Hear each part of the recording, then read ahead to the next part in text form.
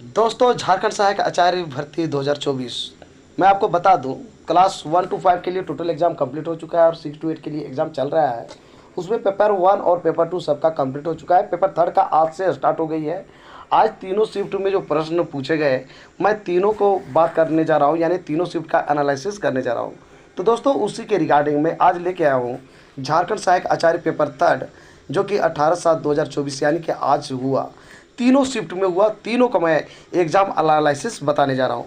तो मैं आपको बता दूं दोस्तों, मैथ से और रीजनिंग से तीनों शिफ्ट में प्रश्न पूछे गए। कुछ में जो है 30 से 33 स्टूडेंट बता रहे हैं, कुछ में कैंडिडेट बता रहे हैं कि 32 से 35 पूछे गए। कुछ लोग कह रहे हैं कि उनको ऐसा लग गया एग्जाम में कि 40 क्वेश्चन जो है लगभग मैथ और रीजनिंग से था। तो ऐसा प्रश्न देखने को मिला। तो यहाँ पे जो है दुखी वो हो गए जो विशेष करके एसएसटी के कैंडिडेट थे। एसएसटी का तीनों शिफ्ट में एकदम नहीं के बराबर प्रश्न देखने को मिला। दोस्तों, मैं आपको बता दूं कहाँ कहाँ से पहले प्रश्न पूछा गया था। तो दोस्तों, मैं आपको बता दूं, मैथ्स में लाभ तथा हानि यानी कि प्रॉफिट एंड लॉस से प्रश्न पूछा गया। प्रतिशतता से भी प्रश्न पूछा यानी परसेंटेज से। बट्टा से भी क्वेश्चन पूछा गया जिसको हम लोग डिस्काउंट कहते हैं। चक्रवृद्धि ब्याज और साधारण ब्याज दोनों से पूछा गया जिसको हम लोग कंपाउंड इंटरेस्ट और सिंपल इंटरेस्ट कहते हैं। समय और काल से तो मैक्सिमम क्वेश्चन दिखाई पड़ा जो कि टाइम एंड वर्क के नाम से जाना जाता है।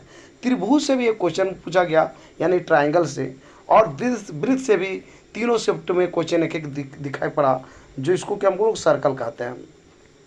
दोस्तों, यहाँ पे अनुपात और समानुपात यानी कि रेशियो एंड प्रोपोर्शन से भी प्रश्न दिखाई पड़ा। अच्छा, रीजनिंग से भी जो यहाँ पे 5 से 6 क्वेश्चन दिखाई पड़ा।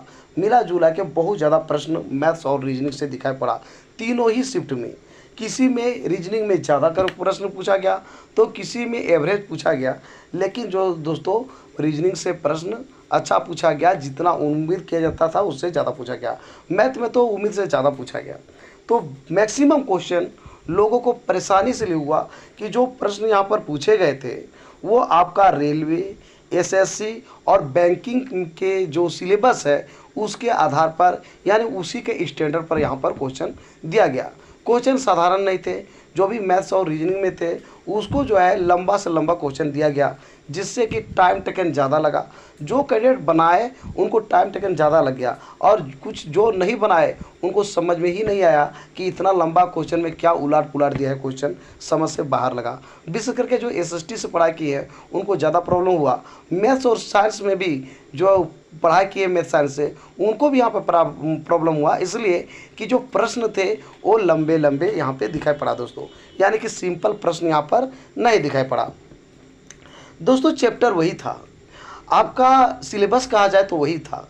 सिलेबस चैप्टर दोनों सेम होने के बावजूद भी जो क्वेश्चन का जो कठिनाई का स्तर है थोड़ा क्या किया, लंबा क्वेश्चन कर दिया गया जिससे लड़के जो है कैंडिडेट्स उलझ गए। रीजनिंग से भी प्रश्न वहीं पे थे लेकिन जो है वहाँ पे भी प्रश्न पूछा गया जो कि लोगों को वहाँ पर भी टाइम पास ज़्यादा हुआ, टाइम ज़्यादा लग गया। उम्र से प्रश्न पूछे गए थे कि उम्र से जैसा कि प्रश्न पूछा जाता है, रिलेशन से कि वो इसका ये है, फलना का ये है, ढकना का ये है, तो बताए उसका कौन सा रिलेशन लगा, उससे प्रश्न पूछा गया रीजनिंग में। इसमें जो है आपका अल्फ़ाबेट से क्वेश्चन पूछा गया, XYZ ABCD करके जो है तीनों शिफ्ट में प्रश्न पूछा गया। दोस्तों, इतना ही नहीं दोस्तों, आपको ये दिशा से पूछा गया, डायरेक्शन से। ये 10 किलोमीटर इधर चलता है, फिर पूरब चलता है, फिर पश्चिम चलता है, इस टाइप का डायरेक्शन से भी प्रश्न दिखाई पड़ा। दोस्तों, उसके बाद जो है कौन किधर होगा, यानी कि इधर से लेफ्ट में इससे राइट बैठा हुआ है, राइट से 10 आगे है, पीछे है, बाएं है, दाएं है, तो पूछ रहा है कौन किसकी तरफ है, इससे भी प्रश्न पूछा गया। दोस्तों बात करते हैं जीके का, तो जीके विशेष करके झारखंड जीके से 8 से 10 प्रश्न पूछे गए। तो उसमें से पूछा गया कि बिहार का राज्यपाल कौन है, सुंदर डैम कहाँ है। दोस्तों, इस तरह से और भी प्रश्न था कि चतरा जिला के हंटरगंज प्रखंड में कौन सा मंदिर कौन सा पहाड़ी पर स्थित है। दोस्तों, बहुत सारे प्रश्न जो था लोगों को ऐसा लगा कि जो है पहली बार वो सुने हुए हैं, ठीक है, लेकिन कुछ क्वेश्चन आसान भी था। जैसे चतरा और हजारीबाग में कौन सा अभयारण्य दोनों की सीमा को छूता है। तो दोस्तों इस प्रकार से प्रश्न पूछे गए। और भी मैं प्रश्न बता दूं दोस्तों कि क्या क्या पूछा गया। सो साइंस में ये पूछा गया, मनुष्य के जैसा फेफड़ा किसका होता है। ठीक है दोस्तों, साइंस से और भी प्रश्न पूछे गए। पूछा ये गया कि कौन सा ल्यूमिनस नहीं है, यानी अपना प्रकाश किसका नहीं है। फिर ये भी पूछा गया कि मोमेंटम का ऐसा यूनिट क्या होता है। दोस्तों बायोलॉजी से पूछा गया, ऑक्सीजन के उपस्थिति में कैसा शोषण होता है।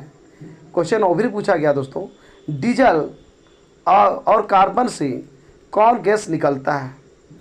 दोस्तों पूछा गया ये झारखंड जीके से, झारखंड में महिला साक्षरता दर कितना है। फिर पूछा गया चतरा वाला का क्वेश्चन तो मैंने बता ही दिया दोस्तों। पूछा गया था फ्रिक्शन से 2 क्वेश्चन दिखाई पड़ा था। फिर ये पूछा गया लुब्रिकेंट अप्लाई करने पर क्या होता है, इंक्रीज होता है कि डिक्रीज होता है, इस टाइप का ऑप्शन दिया हुआ था। फ्रिक्शन से पूछा गया था। और एक प्रश्न दोस्तों ये पूछा गया फिर जर्मेनियम का परमाणु संख्या कितना है। ठीक है दोस्तों, फिर ये पूछा गया मैथ्स में ए का कार्य करने की क्षमता इतना है, बी का कार्य करने की क्षमता इतना है, तो बताए दोनों मिलकर उस काम को कितना दिन में कर सकते हैं। इससे इस प्रकार के प्रश्न आपको पूछा मतलब दिखाई पड़ा दोस्तों। धातु अधातु से भी प्रश्न थी दोस्तों। जैसा कि मैंने आपको बताया सुंदर डैम कहाँ है, ये भी प्रश्न पूछा गया दोस्तों। मैथ से एवरेज से भी प्रश्न पूछा गया। तो दोस्तों ऐसे है कि प्रश्न जो है या आप बात करें पहला शिफ्ट में, दूसरा शिफ्ट में, तीसरा शिफ्ट में, जो लेवल था सब में सेम पूछा गया। साथ ही साथ जितने प्रश्न का डिस्ट्रीब्यूशन किया गया तीनों ही शिफ्ट में लगभग सेम किया गया। 1-2 का डिफरेंस था, बाद बाकी वहीं से पूछे गए। मैथ्स और रीजनिंग से ज़्यादा प्रश्न पूछे गए। कंप्यूटर से पूछे गए 8 से 10, कहीं पर 10 से 12 प्रश्न पूछे गए। साथ ही साथ झारखंड जीके से 10 से 12 प्रश्न पूछे गए। इस प्रकार से आपका 100 प्रश्न पूछा गया। कुछ कैंडिडेट्स कहते हैं सर आपने जो बताया उसके अनुसार हम पूरा जोड़ रहे हैं तो 80 से 82 प्रश्न ही होता है, 100 प्रश्न क्यों नहीं हो रहा है। तो दोस्तों किसी भी कैंडिडेट को वहाँ पर इतना टेंशन हो रहा है एग्ज़ाम में कि आदमी को पूरा क्वेश्चन सोल्व भी नहीं हो पा रहा है, तो वो कितना याद रखते जाएगा। लेकिन जितना याद है वो चीज़ बताया। अभी तक जितने भी कैंडिडेट से बात हुआ वो यही बताए कि एसएसटी से नहीं के बराबर प्रश्न पूछा गया। तो दोस्तों जो तेज तरह कैंडिडेट्स है उस सब से भी बात किया करके मैंने देखा, जो ऑलरेडी गवर्नमेंट जॉब कर रहे हैं, बिहार में 10+2 का जॉब कर रहे हैं, वैसे कैंडिडेट को मैं बात किया। जो अभी हाई स्कूल में जॉब लिए हैं बिहार में, उनसे भी बात किया। तो दोस्तों ऐसे कैंडिडेट्स की भी हालत यहाँ पर ख़राब हो गई है। साथ ही साथ जो रात दिन मेहनत कर रहे हैं है ना, उसकी भी कंडीशन वही आ गई है। एसएसटी वाले तो बेचारे परेशान हो गए हैं, क्योंकि वो पूरा रटे थे और एक भी क्वेश्चन नहीं दिया गया, तो वो परेशान हो गए हैं कि आखिर यहाँ पर क्या किया जाए। तो दोस्तों इस प्रकार से क्वेश्चन जो है आज का पेपर कह सकते हैं कि बहुत ही टफ था। आप किसी से पूछ लीजिए, सब यही बोल रहा है।